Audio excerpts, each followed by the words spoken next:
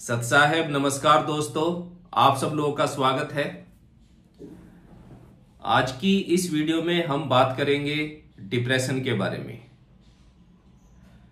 आजकल काफ़ी लोग हैं जो डिप्रेशन के शिकार हो रहे हैं, बहुत बड़ी संख्या में, और हमारे पास भी काफ़ी पेशेंट आ रहे हैं। तो इसको आप कैसे ठीक कर सकते हैं, घर पर ही बैठ करके अपना उपचार कैसे कर सकते हैं, इसके बारे में आज हम आपको कुछ एक्यूप्रेशर टिप्स बताएंगे। ठीक है, ये वीडियो उन लोगों के लिए भी है जो एक्यूप्रेशर के नए थेरेपिस्ट हैं, उनको भी सीखने को मिलेगा कैसे अपने पेशेंट का डिप्रेशन वो क्योर करेंगे। तो आइए शुरू करते हैं। अगर आप रिफ्लेक्सोलॉजी जानते हैं तो आप सबसे पहले अपने पेशेंट की रिफ्लेक्सोलॉजी करेंगे, एक्यूप्रेशर रिफ्लेक्सोलॉजी, जिसमें पॉइंट पे प्रेशर डाल करके पेशेंट को ठीक किया जाता है। इससे बॉडी में काफ़ी चेंज आने लगता है। फर्स्ट डे से ही पेशेंट अच्छा फील करता है। और एक्यूप्रेशर देने से पहले आप उनकी दिनचर्या को ठीक करें, क्योंकि आजकल जो दिनचर्या हो रही है बच्चों की और यंग एज में भी देखने को मिलता है, लेट सोना और लेट उठना, इससे हमारे ऑर्गन्स पे इफेक्ट पड़ता है और सबसे ज़्यादा हार्ट और लीवर पर इसका प्रभाव पड़ता है। जो लीवर का फंक्शन है उसमें प्रॉब्लम होनी शुरू हो जाती है, और लीवर का और हार्ट का आपस में मदर और सन का संबंध है, माँ और बेटे का। तो हार्ट पे बहुत बुरा प्रभाव पड़ता है लेट सोना और लेट उठना। तो सबसे पहले अगर आपको ठीक रहना है, डिप्रेशन है या आपको और भी कोई प्रॉब्लम है, सभी में आपका जल्दी सोना और जल्दी उठना बहुत ज़रूरी है। ये अपने पेशेंट्स को आप लोग भी समझाएं, और जो वीडियो देख रहे हैं जो एक्यूप्रेशर थेरेपिस्ट नहीं है वो भी इसको ध्यान से सुने, वो अपने पे अप्लाई करें। ठीक है, तो सबसे पहले पेशेंट का उसकी दिनचर्या सही होनी चाहिए, क्योंकि हम बीमार क्यों हुए, सबसे पहले हमारी दिनचर्या खराब होती है। ना हमारा खाने का कोई टाइम है, ना सोने का, और ना ही पानी पीने का। जब आप 10 बजे उठेंगे तो नॉर्मली आप 11-12 बजे तक नहाएंगे, 1-2 घंटा उसमें आप लगाएंगे, क्योंकि आलसी लोग हैं, बहुत धीरे धीरे काम करते हैं। तो फिर आप ब्रेकफास्ट भी लेंगे या डायरेक्ट लंच लेंगे, आपका सारा सिस्टम खराब हो चुका है। और पानी कब पिएंगे? 2-3 गिलास पानी जो पीना था सुबह से और 11-12 बजे तक, वो भी आप मिस कर गए। और आपने खाना खा लिया 12-1 बजे उठ करके, उसके बाद आप फिर शाम तक कितना पानी पिएंगे? तो आपकी दिनचर्या का बहुत बुरा प्रभाव आपकी बॉडी पर पड़ता है। सबसे पहले इसको सुधारें।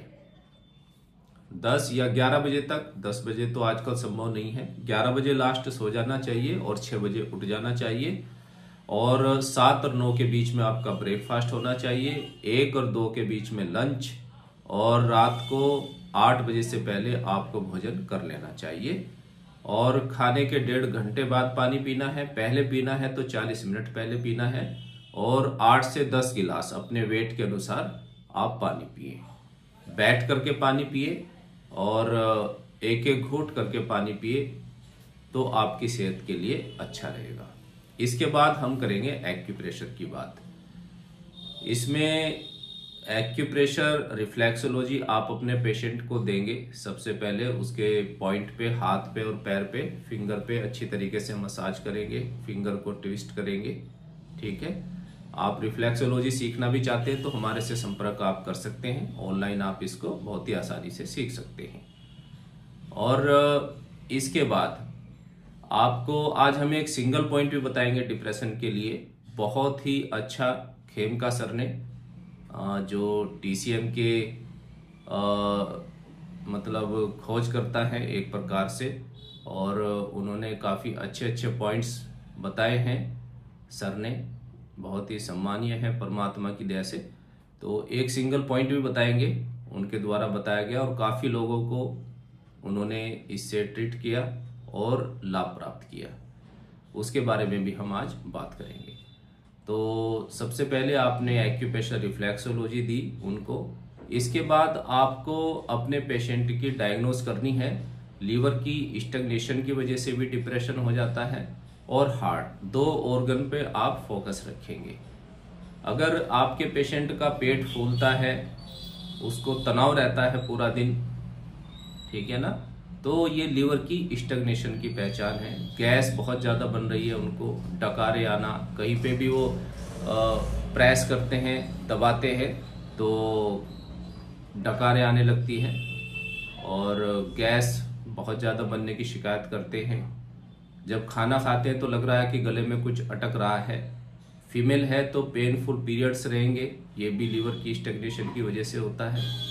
और पीसीओडी है, यूट्रस फाइब्रॉइड है, तो लीवर की स्टैग्नेशन इसका भी कारण होता है। तो इस तरीके से अगर ये सिम्टम्स हैं, पीरियड से पहले फीमेल है तो उनको पेन आता है बहुत ज़्यादा ब्रेस्ट में, थाइज में, तो लीवर की स्टैग्नेशन है, आप उनको ये प्रोटोकॉल लगाएंगे, ठीक है।